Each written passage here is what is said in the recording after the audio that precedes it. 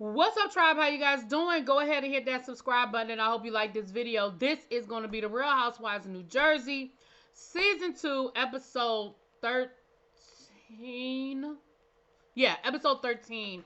Um, and retro review. And we are almost done with the season. I told y'all there are 18 episodes, but that includes the reunion. So you have episode 12, which we're going to talk about, and then I think it's 3 more episodes, and then the reunion, part 1 and part 2. So, however that math adds up, chat. But we are almost done. Okay, now this episode is all about the christening. So, in the beginning of the episode, we see Teresa and Joe down to the brownstone. Chris is handling everything for this christening. And of course, Teresa is being Teresa, child. She's turning this into a mini wedding, okay? And that's exactly how she describes it. She describes it as a wedding, but a christening for a baby, okay? She wants ice sculptures, and she wants this, and she wants that. And, you know, Chris is like, okay, all right. And poor Joe is sitting there like, and like I said, you can definitely see that the money issues are an issue. Because this is the 3rd episode in a row where they have brought up money issues, right? And somebody, you know, in the last episode, I said it was cute seeing Joe and Teresa together, and it's nice to see them, because I just started watching The Real Housewives of New Jersey. I never saw Joe on the show.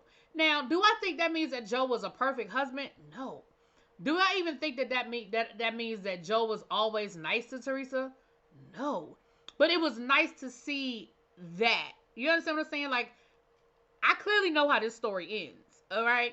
Because somebody left a comment and was like, Joe ain't no angel. Trust me, I know, okay? But anyway, so you could definitely see that he's worried about the end result, but not trying to make it sound like he's worried about the end result.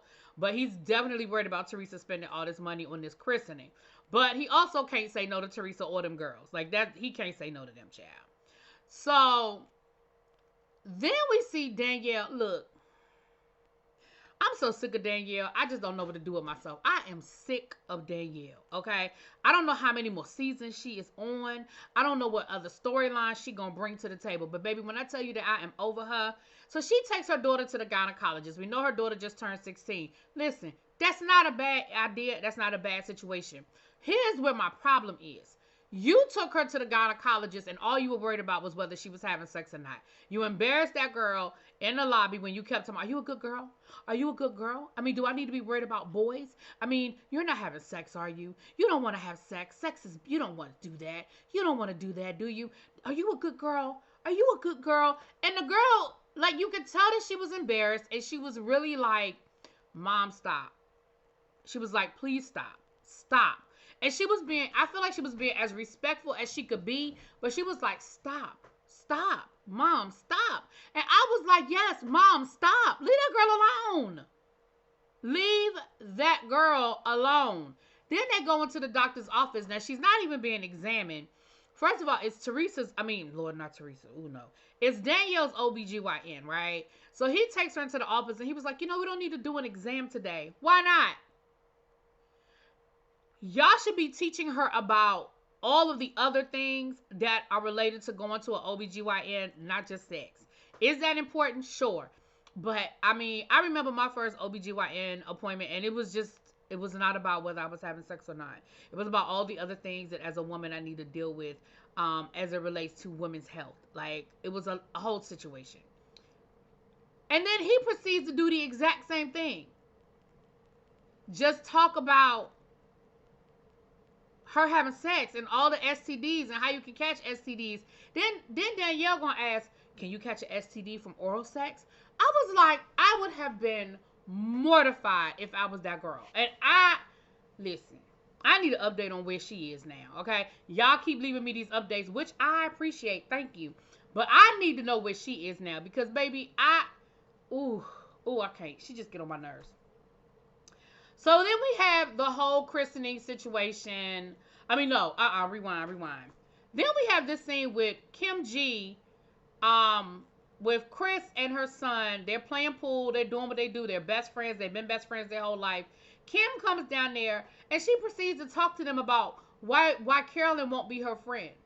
well, why won't, your mom just won't, I just want to go out to lunch with her. I mean, can you talk to your mom? I mean, I'm really a nice person. I don't understand why your mom won't be friends with me.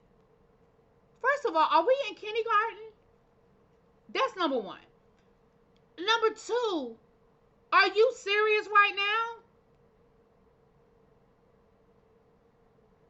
Why would you put those boys in that position? Her son sat there like he was over all of it. Like he was really sitting there like, he ain't say nothing. Poor Chris had to just, he said, well, what if all of us go to lunch together? Maybe if all four of us go to lunch together, maybe I can talk my mom into that. I'm not making you any promises. Why are you putting that boy in that position to navigate your wannabe friendship with Carolyn? And Carolyn has been clear, like, look, I don't really need to be your friend if you friends with Danielle. You and my sons are best friends, and I don't want anything that goes down between us to potentially cause a problem in our friendship. I think that is probably the most mature shit I've ever heard. Like, I already know that I don't rock with who you rock with, so before it becomes an issue between the two of us,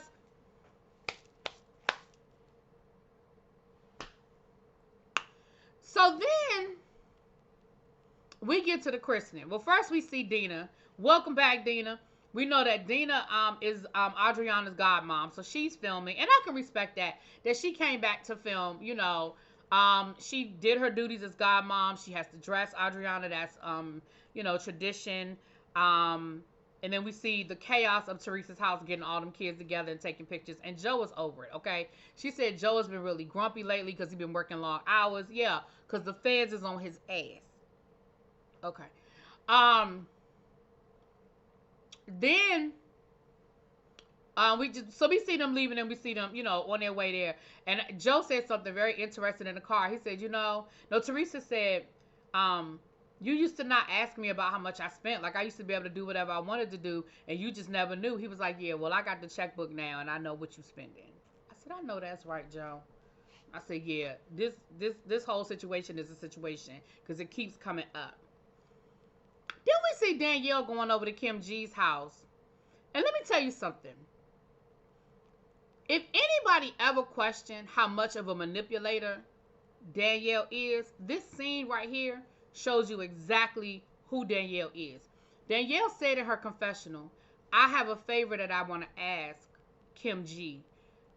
She's been a really good friend to me. We've had our ups and downs, and but I really need to ask something of her, and I don't know if she's gonna be able to do it. So I was like, is she trying to borrow money from her? Like, the way she said it was like, you about to ask to borrow money, because baby, that's a quick way to end the friendship. You start borrowing money, okay?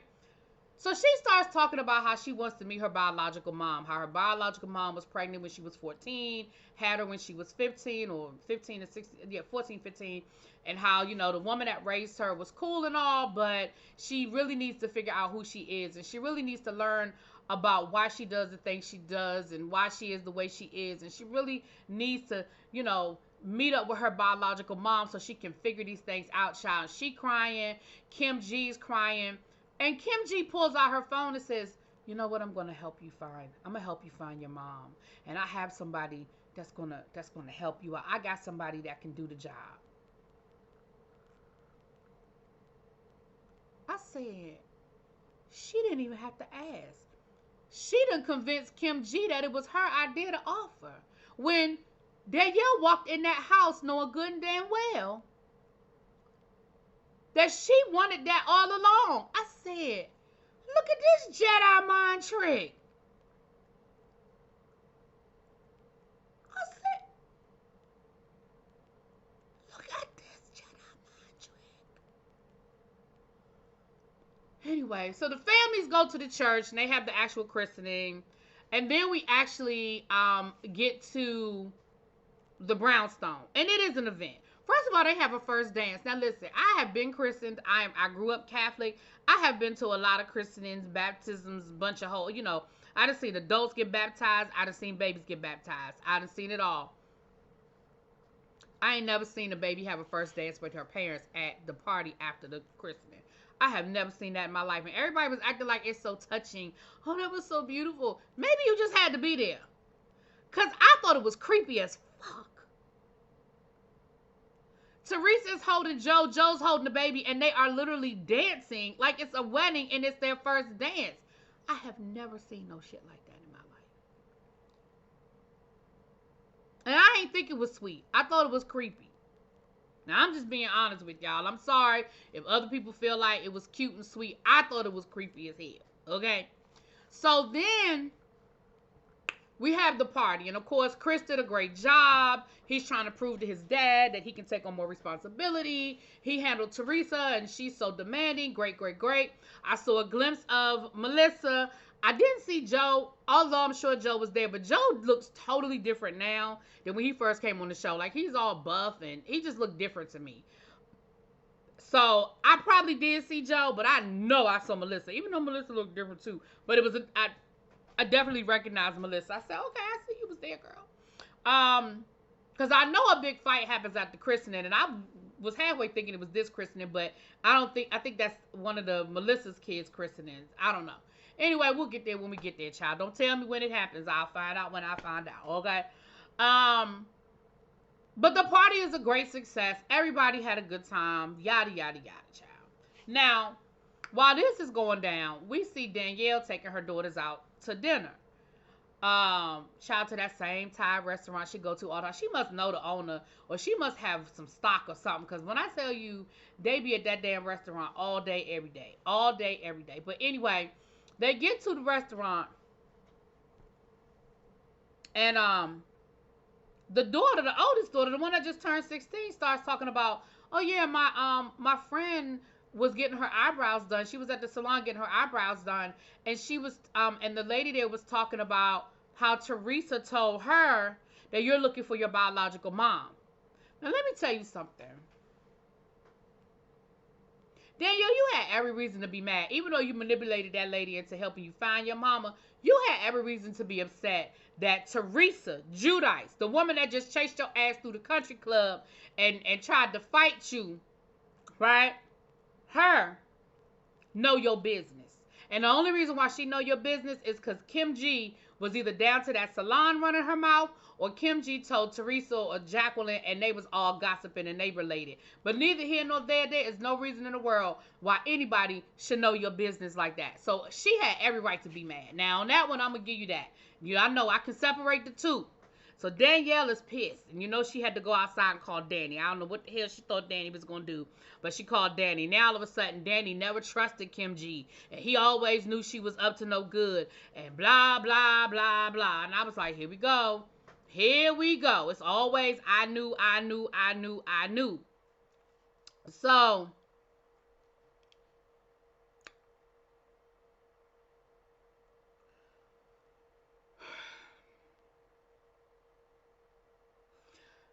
So next thing you know, we see Kim G showing up. So, of course, Danielle is now on this. She don't know what she gonna do, but she gonna do something situation. She was like, I don't know what I'm gonna do, but I gotta do something because she's a snake and she did this to me and she did that to me. So I don't know what I'm gonna do, but I gotta do something. So next thing you know, Kim G walks in. She goes over to Jacqueline's house and she mad. Oh, she is hot. She's hotter than fish grease because Danielle done started emailing her friends and telling her friends that Kim G can't be trusted, that Kim G ain't this and she ain't that, and that they shouldn't be friends with her anymore. So of course Jacqueline is sitting here like, girl, what you want me to say? Like, you literally helped that woman file criminal charges against my daughter. Am I supposed to feel sorry for you right now? I mean, I don't know what to tell you. She's like, you were right all along. I should have listened to you. You were right all along. That woman is evil. That woman is evil. Oh, it ain't no fun when the rabbit got the gun. They've been telling you for months that woman ain't no good. They've been telling you for months what that woman did, even down to getting the charges filed against her daughter. They've been trying to tell you about this woman, and you just had to find out for yourself. You had to get bit. You had to get bit. And now, it ain't no fun when the rabbit got the gun. Now, all of a sudden, what you want Jacqueline to do? Jacqueline been trying to tell you that woman ain't ish. So anyway, child. So we see Danielle talking to Danny, and of course, it's Danielle and Danny. doing what Danielle and Danny does. So she said, I'm going to meet with her because I'm done with her. So they supposed to be meeting up at this restaurant so that they can settle their differences or talk it out. Baby, they get down to that restaurant and Kim G show her natural ass, okay? She is yelling. She is being loud. She wants to make a scene. She wants to be seen. She wants people to hear her. Because Danielle ain't even raising her voice. And Kim G is the one being hysterical and being extra at this point.